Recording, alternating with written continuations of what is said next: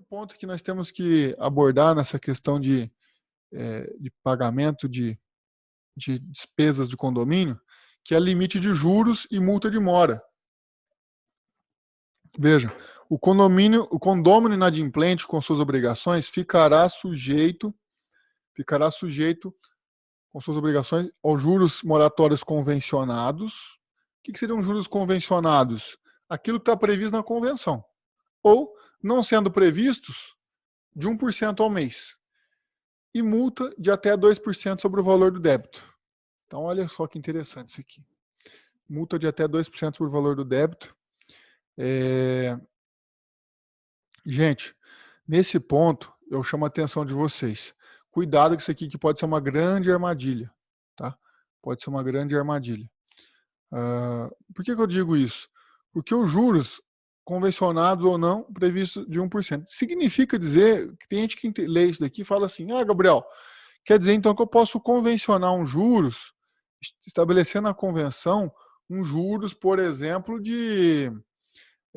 vamos colocar aí uns juros de 10%, sabe? Será que eu posso fazer isso? Um juros de 10%? Ou colocar um juros de 4%? Até um meio termo aí, um 4%? Será que eu posso fazer isso? Entendeu? E o multa? Eu posso estipular uma multa maior do que 2%? Bom, aí nós vimos ali que a multa, eu só posso estipular até 2% de multa.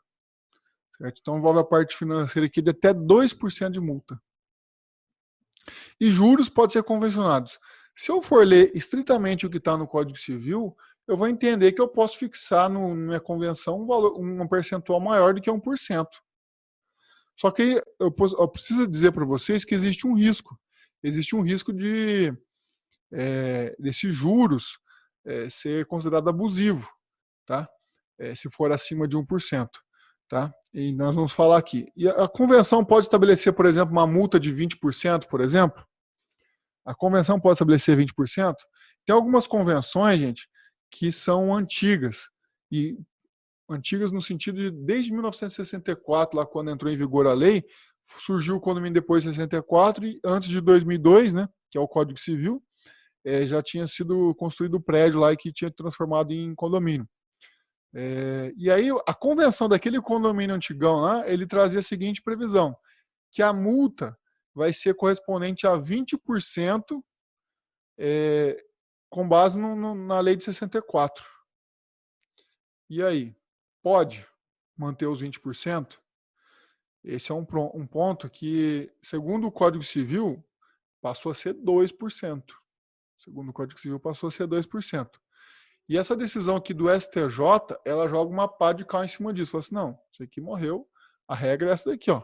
A multa por atraso prevista na convenção de condomínio, que tinha por limite legal o máximo percentual de 20%, previsto na lei de 64, vale para as prestações vencidas na vigência do diploma que lhe dava respaldo. Então a multa aí seria de 20%, só que só valia esses 20% na vigência da lei de 64. Quando que deixou de valer a lei de 64? Em 2002, porque a partir do momento em que o Código Civil de 1916 foi revogado pelo de 2002 e trouxe a nova disposição de 2%, passamos então a ter uma nova regra de 2% e houve uma revogação tácita. Porque a revogação expressa é aquela que fala assim, fica revogado o dispositivo da lei de 64, o artigo da lei de 64. Ele não fez isso. Ele não falou nada. Ele falou assim, a multa do condomínio é de 2%. Então, é uma chamada revogação tácita. E nesse caso, o limite das prestações que vencem de 2002 para cá é no máximo 2%. Então, multa no máximo de 2%, falando de condomínio. Beleza? Fechou. Show de bola. É isso daí. Alguma dúvida, não? Tranquilo? Gabriel. Opa, pois não. Tudo bem, é o Mauro. Oi, Mauro. Desculpa, cheguei atrasado que imagina, meu cara. no compromisso. Gabriel, voltar um pouquinho lá no fundo de reserva. Tá? Fundo de reserva. Como que porque isso é uma questão, às vezes, de várias discussões em assembleias, às vezes o condomínio tem um valor já razoável de fundo, e começa, bora, vamos pintar o prédio, vamos fazer uma reforma, enfim, obras, e o pessoal, muitos não querem participar de chamada de capital, querem que use o fundo de reserva, e às vezes a gente, para orientar até o síndico, fica numa dificuldade, entendeu? Não tem segurança de ser qualquer assembleia tem liberdade para poder discutir a destinação do fundo de reserva, ou tem para algumas coisas específicas que a gente possa, digamos assim, somente nesses casos, utilizar o fundo de reserva. Eu sei que, obviamente, as convenções de condomínio, algumas trazem algumas regras em relação ao uso do fundo de reserva. Às vezes tem, inclusive, limitação, quando chegar a X vezes o valor da taxa de condomínio, em valor já deixa de existir o fundo de reserva, tem alguns que regulam isso. Mas aqueles que não têm algo específico, como que a gente pode orientar os síndicos no uso do fundo de reserva? Tá. Vamos lá. O que acontece? Se você vai criar um fundo de reserva, certo? É interessante que explique o motivo da criação desse fundo de reserva. Ah, Gabriel, mas nós não temos um motivo.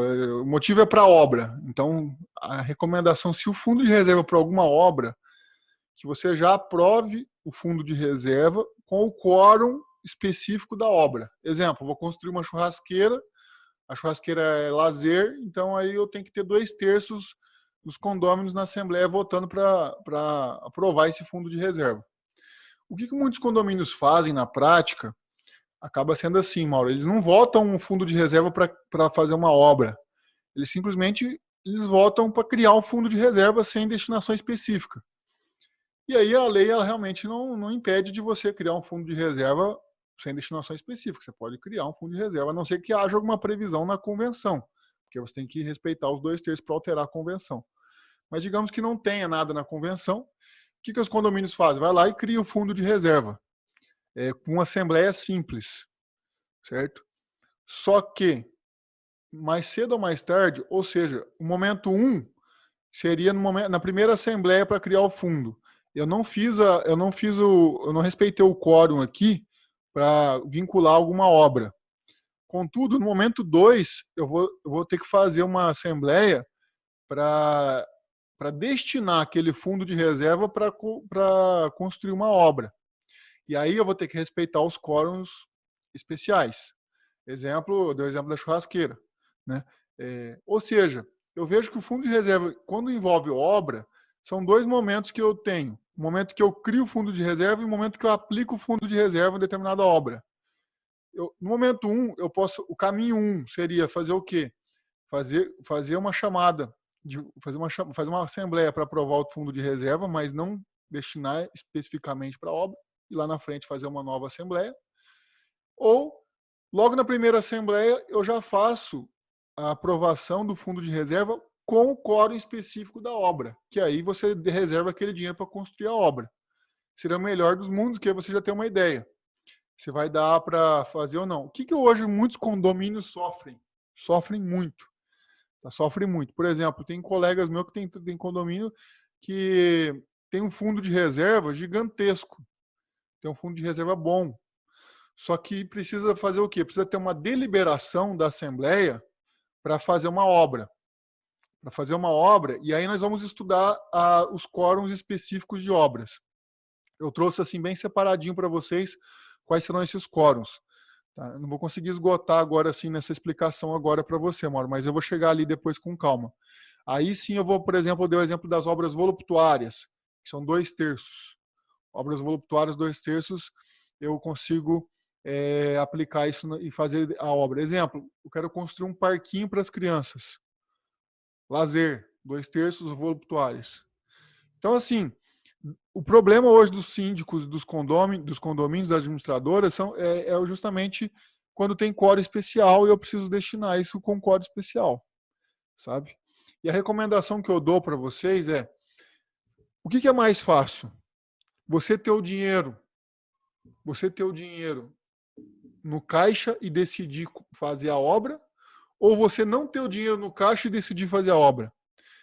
eu vejo que é muito mais difícil você aprovar uma assembleia no primeiro momento. Certo? É muito mais difícil você aprovar uma assembleia no primeiro momento e falar o seguinte, nós vamos fazer uma obra de 200 mil reais. Quando você fala fazer uma obra de 200 mil reais, que você precisa de 2/3 para poder fazer aquele fundo de reserva específico, aí já nego fala assim, não, você está ficando maluco, síndico.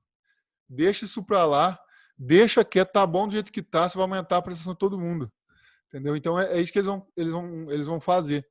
Então, assim, é uma estratégia que o pessoal usa é o seguinte, faz o fundo de reserva sem vínculo com obra.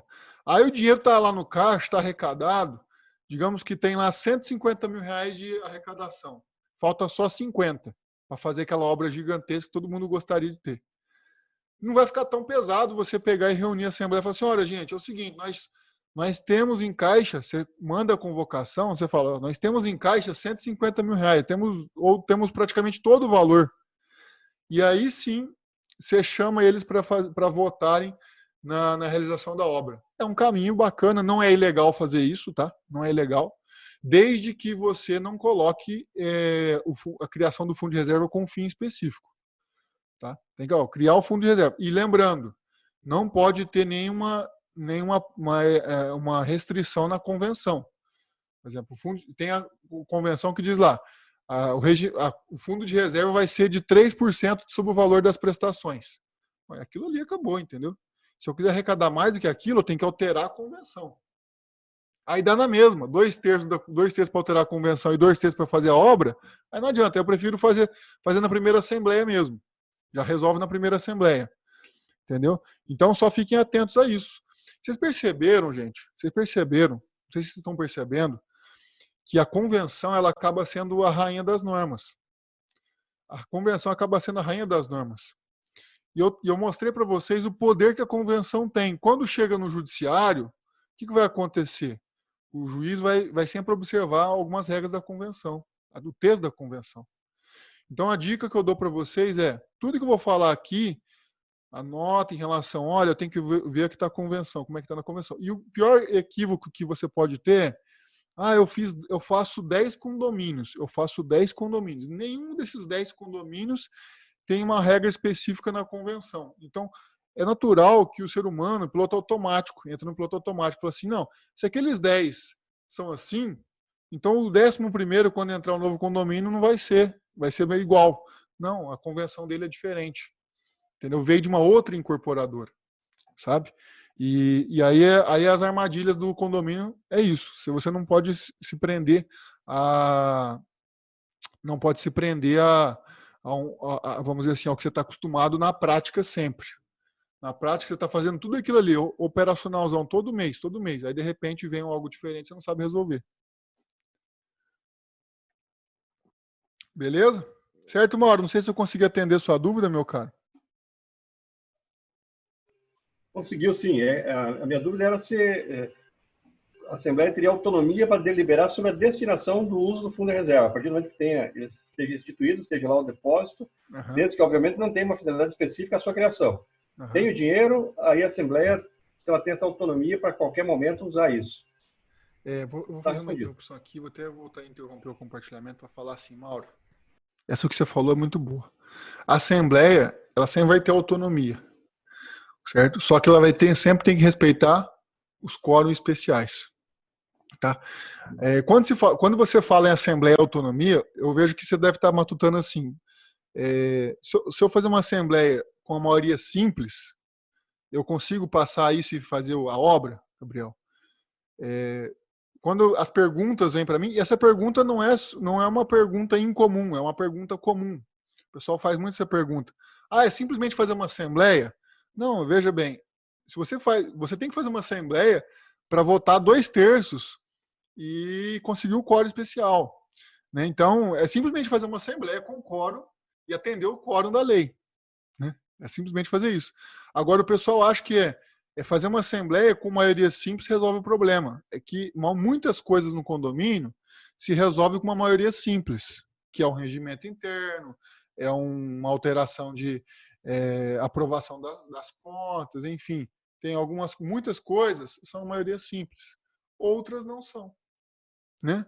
Então, cuidado com isso, é armadilha total, tá? Só uma questão, Gabriel. Diga Quando tu lá. fala dois terços para instalação da Assembleia. Tem que ter 2/3 para aprovação da obra. 2/3 dos condôminos. Um exemplo, um prédio com 30 apartamentos. Para instalar a Assembleia que trata desse assunto, tem que ter 2/3, 20. Ou tem que ter os 20 para aprovar a pintura do prédio ou a mudança de construção de garagem, uma coisa assim. A instalação ou a aprovação? Boa pergunta.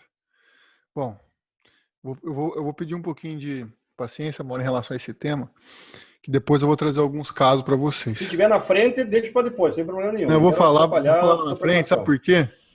Porque, assim, eu tenho a regra do Código Civil, certo? E tem algumas jurisprudências, Mauro. Eu trago alguns casos para vocês novos de jurisprudências que aí funciona assim. Eu digo para o síndico, tem como defender fazer assim? Tem. Mas você vai ter que correr o risco de alguém questionar. Então, se você precisar de um argumento mais forte para poder dar uma amenizada nesse quórum, eu vou te ajudar, viu, Mauro? Só que eu não posso, que é aquele negócio, sabe? Eu não posso pegar e falar que não tem risco de alguém questionar. Porque sempre vai ter um advogado que vai ler literalmente o dispositivo legal e vai falar, não, isso daqui, meu caro, isso daqui a regra é clara, né? Que é 2/3 dos condôminos. 2/3 dos condôminos são de todos os condôminos. Interpretar literalmente a lei.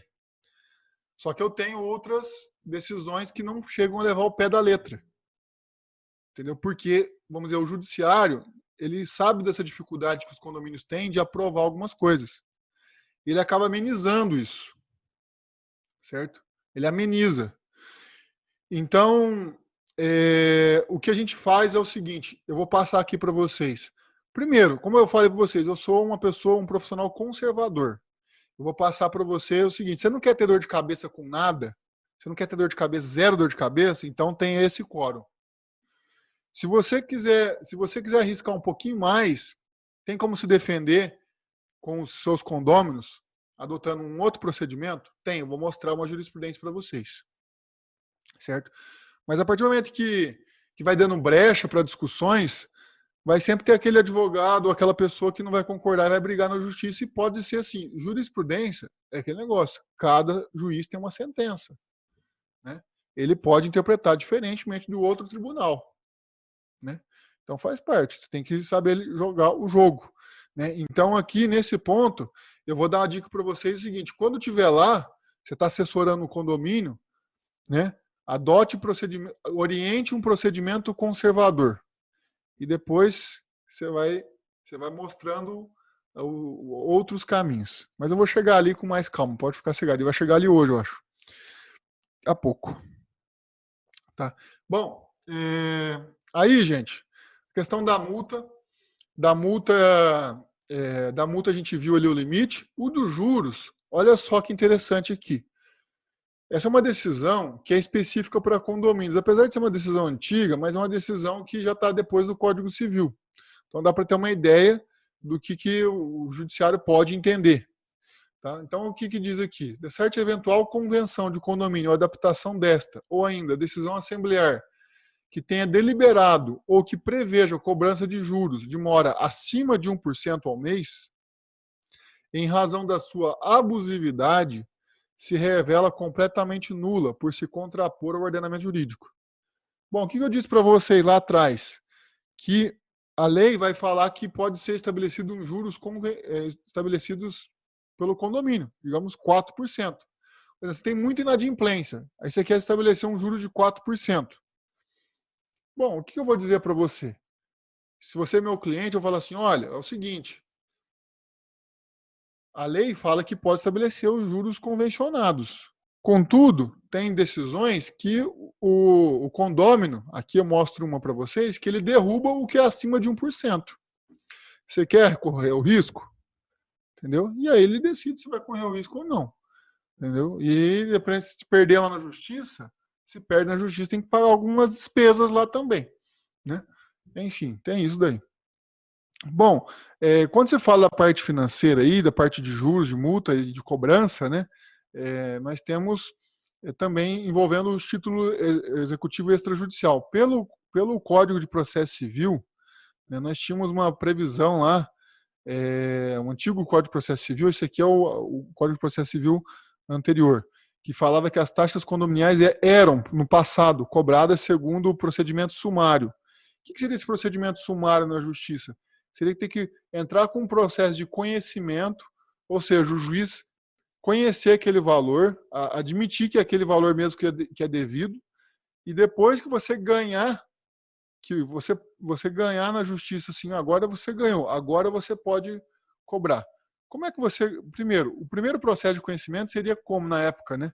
Primeiro eu entrava lá para cobrar, eu tinha que demonstrar que aquilo ali é o que eu tinha direito de receber, com base na Assembleia, com base nos documentos que o síndico tem que aprovou aquela taxa, certo? E aí o juiz autorizava, realmente, você ganhou a causa agora. Aí ele pegava essa sentença e ia executar, cobrar, penhorar qualquer bem que aquele condômino tinha. Certo? Então esse era o procedimento, era no passado. Porque aí agora o Código de Processo Civil passou a ter uma nova disposição legal. E aí nós tínhamos antes uma previsão de que são títulos executivos extrajudiciais, o crédito decorrente do foro, laudêmio, aluguel, e aqui bem como encargo de condomínio. Nós tínhamos essa previsão desde que comprovado por contrato escrito, né? E aqui ele tinha essa previsão. E outra coisa aqui, bem como os encargos acessórios, tais como taxa de despesa de condomínio, também tinha, desde que documentalmente comprovado. Isso era um ponto de discussão e que, como tinha esse procedimento sumário, tinha que passar por essa fase anterior. E aí, o artigo 784, ele já elenca que são títulos executivos extrajudiciais o crédito referente às contribuições ordinárias ou extraordinárias de condomínio edilício, previstas na respectiva convenção ou aprovadas em Assembleia Geral, desde que documentalmente comprovadas. E suprimiu aquela informação de procedimento sumário. Ou seja, eu não preciso mais entrar com um procedimento sumário para depois entrar com um processo de execução. Eu posso ir direto agora na cobrança, na execução, desde que eu tenha essas três características dos títulos, que é certeza, liquidez e exigibilidade. Como é que eu faço isso? Eu tenho que ter o prova documental, que já foi aprovado, aquele valor em assembleia, que o síndico que aprovou isso, enfim, né? E tem esse documento a apresentar isso para poder executar. Então, de certa forma, facilitou um pouquinho. Protesto de taxa. Posso protestar a taxa? Segundo essa lei de 97, nós temos a possibilidade de protesto de taxa, sim. Tá? Tem gente que tem dúvida disso ainda, tem medo disso aqui ainda. Eu também teria, para ser bem sincero, porque é o seguinte, a lei de 97 vai falar: protesto é o ato formal e solene pelo qual se prova a inadimplência e descumprimento da obrigação originada em títulos e outros documentos de dívida. Então, se você tem um documento de dívida e a taxa condominial não deixa de ser um documento de dívida, você vai lá e protesta, certo?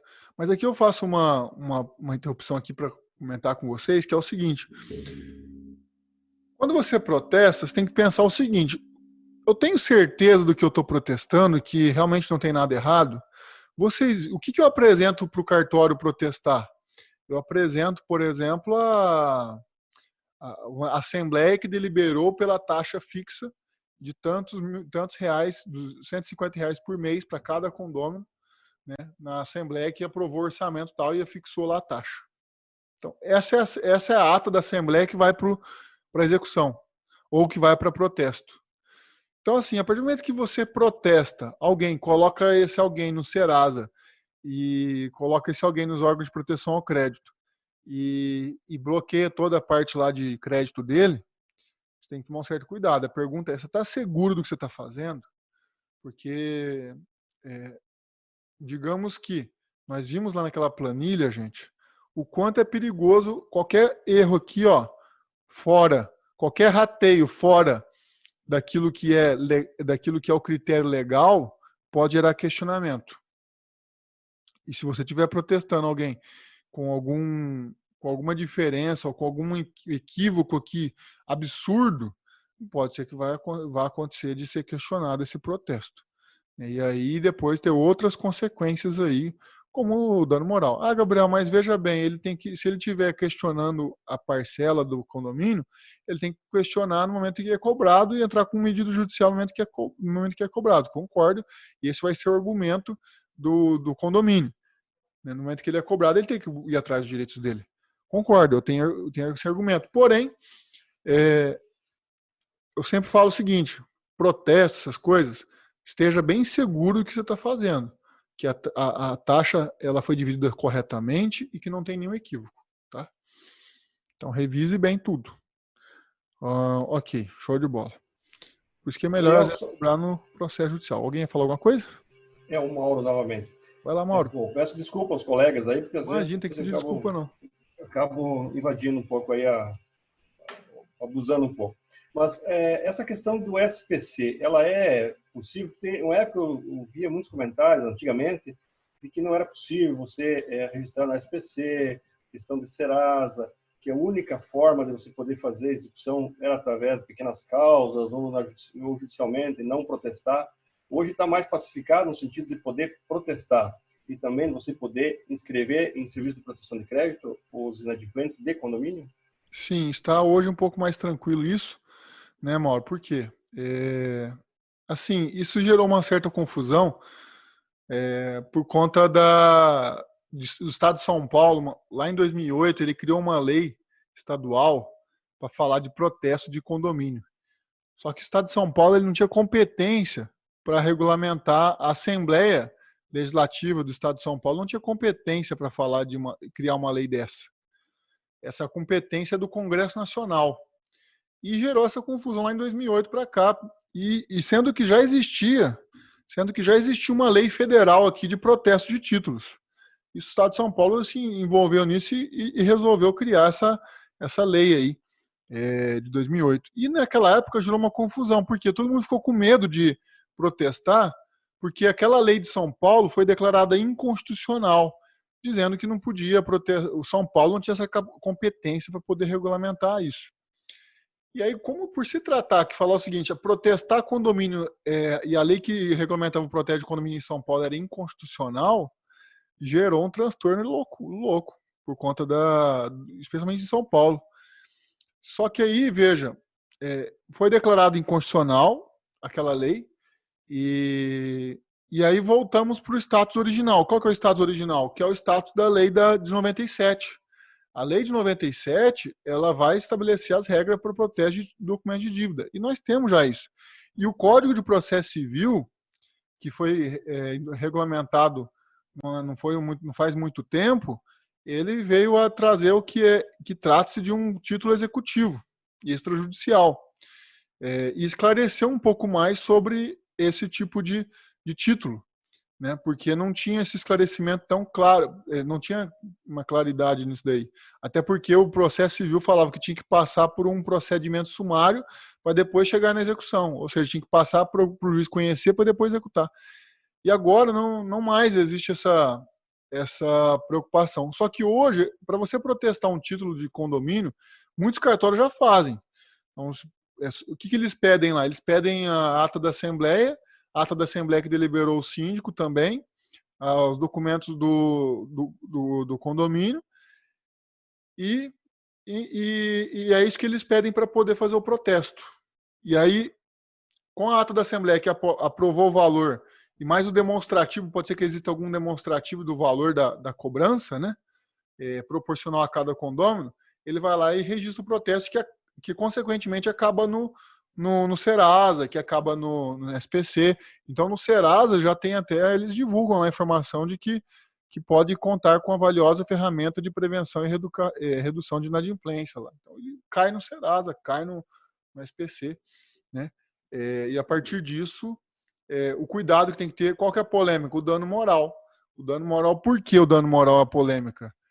Gente, aquele negócio. O problema não é protestar, nunca, não é protestar. O problema é protestar o que não é devido, né? Imagina sujarem o seu nome por algo que não é devido. Imagina sujar o seu nome por conta de alguma coisa que você não deve. Então, esse é o problema, tá? Então, a sugestão que eu dou para vocês é essa. Tem que avaliar isso com muito carinho. E outra coisa, o custo para protestar é muito alto. Então, se a média que eu tenho visto, Florianópolis, Curitiba, ali estava a média de R$100, a média, para mais até. Deve ter atualizado os valores agora um pouco, dos cartórios, mas a média é em torno de R$100 por cada título. Então, se você tiver 5 títulos para protestar, é R$500. Aí você tem um condomínio que é R$200 a taxa, aí só R$100 o protesto, Nossa Senhora. Aí tem que tirar dinheiro do caixa para pagar protesto de inadimplente. Então, o que muitas administradoras fazem para evitar a inadimplência? Então, as administradoras fazem a seguinte estratégia. Eu tenho visto algumas assim que fazem assim, que atuam em parceria com o escritório de advocacia, sabe? Atuam em parceria com o escritório de advocacia para cobrar essas taxas. E aí o escritório vai lá e manda uma cartinha. Fala assim, olha, você tem até o dia tal para pagar. Se você não pagar, nós vamos mandar para processo e você vai ter esse custo. E manda uma cartinha pro condômino. Aí o condômino vai lá, recebe e fala assim, não vou deixar acumular não. Vai lá no cartório, vai lá no escritório e faz um acordo ou paga o valor que tem que pagar. Então, de certa forma, isso ajuda a diminuir a inadimplência e evitar que gaste tanto. Ah, Gabriel, mas nesse caso aí tem escritórios que cobram lá um valor percentual sobre a cobrança. Beleza, vamos dizer assim, tem condomínio que prefere assim, prefere cobrar um valor sobre o valor que receber do que cobrar, pagar R$100 de algo que é de uma taxa que vale 200. Não sei se vocês perceberam. Se eu tenho uma taxa de condomínio de 200 e pagar R$100, eu paguei 50% do valor. Então, ou seja, se o advogado me cobrar 20%, tá no lucro ainda.